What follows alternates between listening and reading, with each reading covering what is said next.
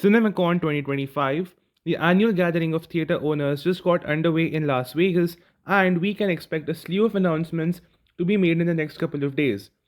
Kicking off the big studio announcements for Sony Pictures, and we got some big announcements we're going to talk about today. Let's get into it. Sony Pictures began their panel announcements with Annaconda, the reimagining of the 90s movie starring Paul Rudd and Jack Black. While the duo actors, who weren't available on stage as they are currently filming in Australia, expressed their excitement for the upcoming film that is releasing on 25th December 2025. Following this announcement, Phil Lord, the producer of Spider-Man Beyond the Spider-Verse, took center stage and revealed the bombshell date of Spider-Man Beyond the Spider-Verse. The film now releases 2 years later on June 4th, 2027, almost 4 years after Across the Spider-Verse. Almost 9 months ago, the movie was delayed indefinitely because the production had not yet begun. The delay in the date makes sense as the creatives behind the project want to ensure the best possible movie for their consumers. Attendees of the Sony panel were privy to a new trailer that was shown at the event. The trailer, according to sources, claimed to have shown some quick snippets of fight between Miles Morales and his variant, the Prowler.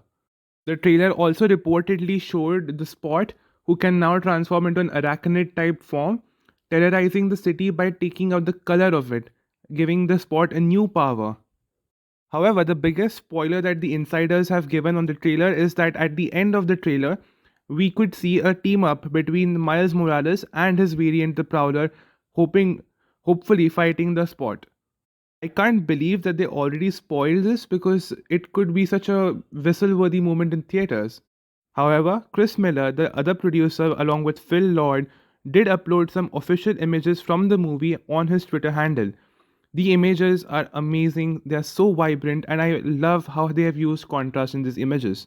We got a new look at Prowler fully suited up in amazing light, and it looks just very, very cool, and I'm so excited. We did get another photo of the Prowler fighting Miles. We got a couple of shots at Miles looking so vibrant and amazing. And then we got this amazing photo of Miles and Gwen. What do you guys think of these photos? Are you excited? Let me know down in the comments. After the Beyond the Spider-Verse news, Danny Boyle and Nia DaCosta took center stage to talk about their upcoming films. Danny Boyle has developed a new trilogy of 28 Days Later films and has directed 28 Years Later starring Aaron Taylor Johnson, Jodie Comer, and Ralph Fiennes, which is poised to release in this year.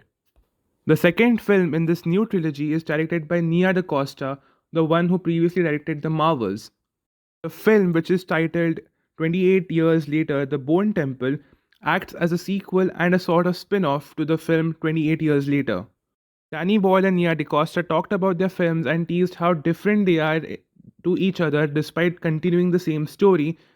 Nia DaCosta then emphasized on how, despite the films being connected, they are so different and how she got to use her creative vision on this film.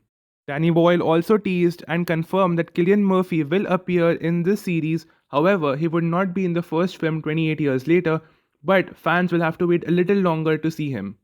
The release date for 28 years later, A Bone Temple, was also confirmed, which is now January 16th, 2026. And he also revealed that they are trying to get financing for the third movie, so he hopes that the audience loves that first two films. Darren Aronofsky, the director of Whale, talked about his next film Caught Stealing, which stars Austin Butler. The movie has an interesting premise of a former baseball player unwittingly plunged in a wild fight for survival in 90s New York. The ensemble cast also includes Zoe Kravitz, Liev Schreiber, Matt Smith with a punk mohawk and a lot of leather, Regina King, and Bad Bunny. The attendees got to see a trailer, and according to some sources, the trailer was quite fun and delightful. The trailer also confirmed that Zoe Kravitz is playing his love interest in the movie. The director discussed his love for the book on which the movie is based on and how he wanted a faithful adaptation by filming a lot of the film in New York to create the 90s New York vibe. The film got an August 9, 2025 release date. Margot Robbie and Colin Farrell's upcoming romantic comedy was also teased at this event with a new trailer shown to the attendees. The film, titled Big Bold Beautiful Journey, had its director talk about the film and how original, surprising, and romantic it would be. The trailer of the movie is described to be emotionally resonating. The movie is described to focus on them reckoning with their past to find love in the present, with interesting visuals of the characters walking through a series of doors to unlock new memories. The film has a big ensemble cast starring Lily Rabe, Jodie Turner-Smith, Phoebe Waller-Bridge, and Hamish Linklater, and the film releases on September 19th. A promo for I Know What You Did Last Summer was also shown and met with a good audience reception as per reports. The trailer was hailed and praised for its bloodiness and respect to the original. Karate Kid's Legends also showcased some footage and some humor between Ben Wang and Ralph Macchio on stage. The footage was well received for its emotional scenes between Jackie Chan and Macchio, and the trailer shown at the event will be screened online very soon. So I won't be talking much about that.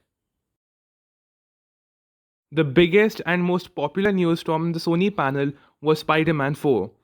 Tom Holland appeared in a video clip to announce that Spider-Man 4 is now titled Spider-Man Brand New Day. The director of the film, Dustin Daniel Cretton, known for his work on Shang-Chi, then took stage and expressed how honored he is to be helming this project.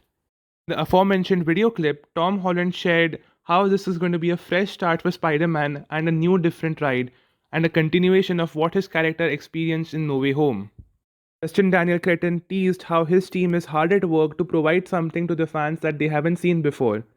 He also confirmed that they are currently in pre production and the team is hard at work for an authentic tale and a summer production start. Apart from this information, they did not confirm any new cast additions or even talk about the cast as much.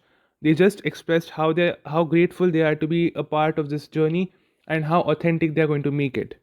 It is expected that we will get some news in upcoming months about the additions to the cast and how exactly it's all going to play out, because fans are going crazy speculating who CD Sync would be playing or whether Zendaya and Jacob Batalon will be making an appearance. All of these things just need to be confirmed, and nothing of the sort was confirmed at the event last night. The release date of the film was also confirmed, that is July 31st, 2026. The biggest news of the Sony panel apart from Spider-Man was that Sam Mendes is making films on the Beatles. And that's right, you heard films, as in he's making 4 different films on the Beatles. He also confirmed the cast, making an end to all speculations that Paul Mescal will be playing Paul McCartney, Joseph Quinn will be playing George Harrison, Barry Keoghan will be playing Ringo Starr, and Harris Dickinson as John Lennon. Sam Mendes said that the story was too huge to fit into a single movie and it would not fit in a series as well.